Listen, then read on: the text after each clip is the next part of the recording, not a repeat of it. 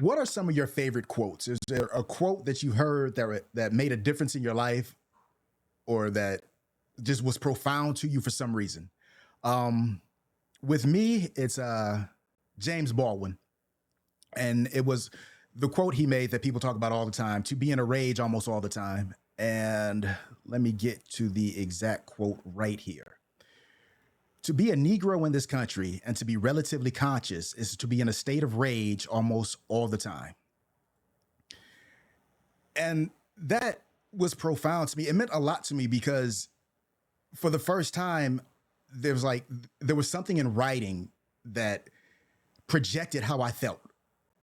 You know, a couple weeks ago when I was streaming some design stuff, I think Heero was in the stream and a guy came by and he was just asking general questions like he should.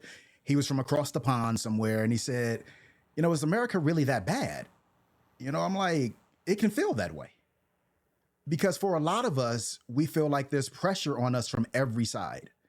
And when you're a minority, and I'm speaking for myself now,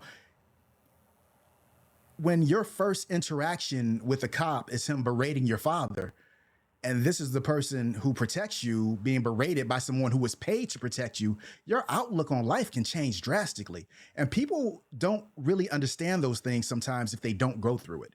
So when I heard that quote, I had to be late teens. It just meant a lot to me, and it helped me focus more because at that point I understood there were other people who understood me. And that is my monologue. So I have two quotes, right? One is traditional Caribbean saying, those who don't listen shall feel, right? I mean, you don't listen to people older, to things around you. Don't listen to the universe. The universe is going to make you learn a lesson over and over and over again. Second one is, if you're not first, you're last. From the great Ricky Bobby, right? If you're not first, you're last. Live by that motto all the time. It was one of the realest quotes I've ever heard. And when That is one of my favorites. Niggas die every day, B. Niggas die, so I got three. Niggas die every day, B. But you be all right, right? Like, because it's like, yo, that is like, man, it's crazy. Because I was like, yo, he just straight up said he was getting shot at. He's like, yo, niggas die every day, B. But you be all right. You tough, right? I was like, damn. I was like, that's real. That's real. There's so many that come. There's so many that come to mind, but like I'm trying to think of like ones that I kind of live by, and I think like the one that always like was a supporting to me was use every tiny victory to bolster your next one. Just get one win, and like that was always like my motto.